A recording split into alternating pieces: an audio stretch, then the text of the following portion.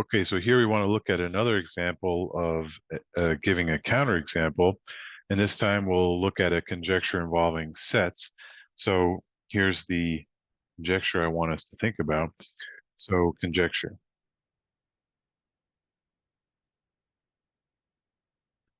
If A, B, and C are sets, and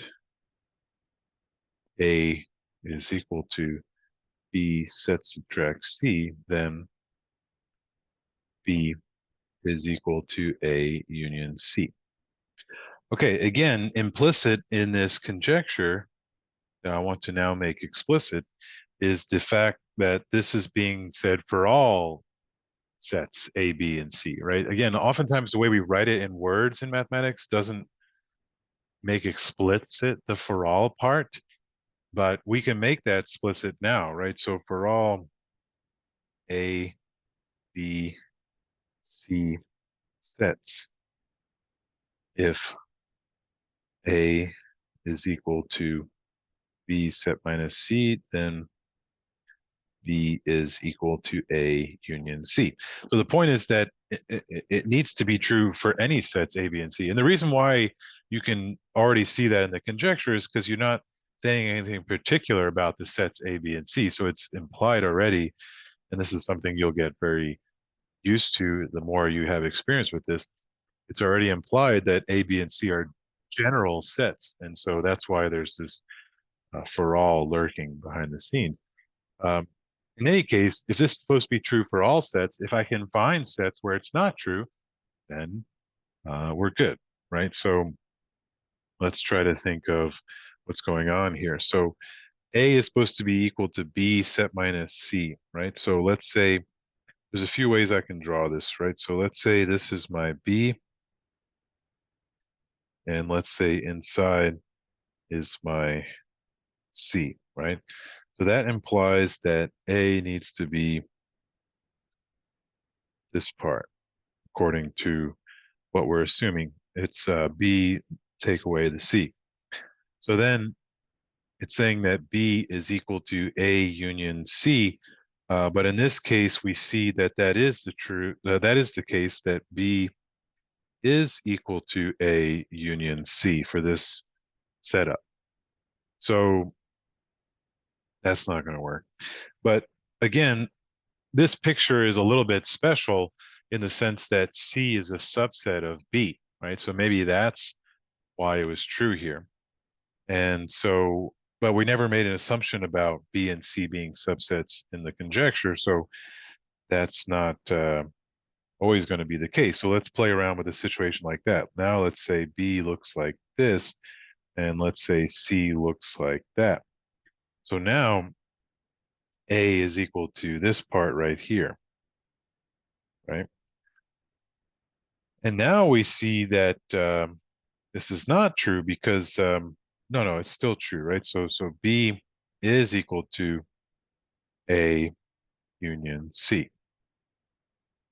So now we start thinking, wow, I mean, maybe the conjecture is true, right? But again, we still have cases where B and C overlap. So the last thing we need to consider is what happens if B and C don't overlap, right? Again, there's no assumption in the conjecture that B and C overlap. So, um, you know, this is a perfectly reasonable situation to consider.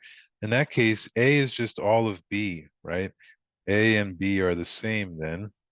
And now we see that this is not true because B is not equal to A union C, because then you add in, actually, this was already not the case, right? So, um, so sorry, I need to be careful. So there's two, we just gave two counterexamples, right? Because the previous counterexample also doesn't work. This is not the case because when you union in C, you wind up adding in a whole bunch of stuff that wasn't in B to begin with, right? All of the yellow, and same thing here, but I didn't need to go any further. So here we're just drawing pictures. We should which is good, but we should just give very specific sets now to make this clear. So the counterexample, well, whoops, let me go back to black now. So the counterexample can be the following. So counterexample.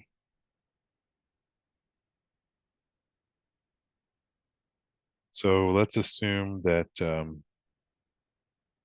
B is equal to, we can do almost anything we like here, but let's say, let's use subsets of the real numbers. So B is equal to this, and C is equal to 1, comma 3. Then A is equal to B set minus C, so that means it's equal to 0, comma 1. And then B is of course equal to 0, comma 2.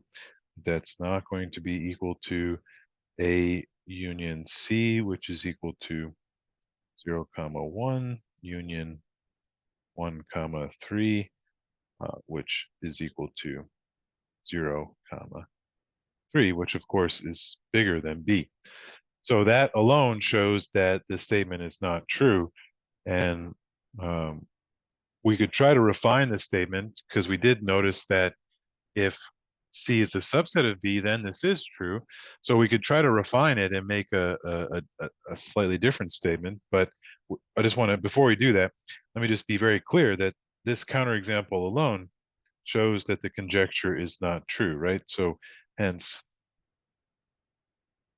the conjecture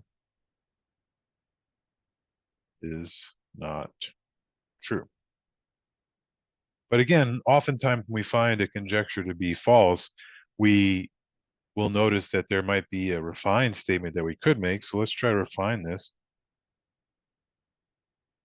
So let's say if A, B, and C are sets where B is a, sorry, let's do it the other way around, where C is a subset of B and A is equal to B set minus C, then B is equal to A union C.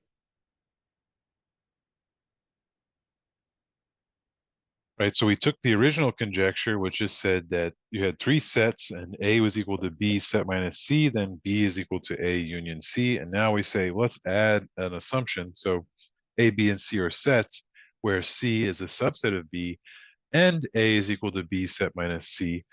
Then we make the conjecture that B is equal to A union C. This one I believe to be true. We could try to look for a counterexample, but I don't think we're going to find one.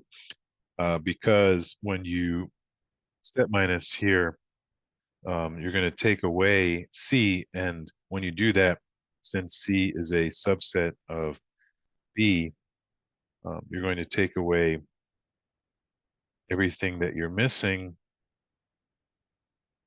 and nothing that, and C doesn't contain anything that's not in B, and so when we add it back, we see that we get all of B, right? So this is something we could actually prove.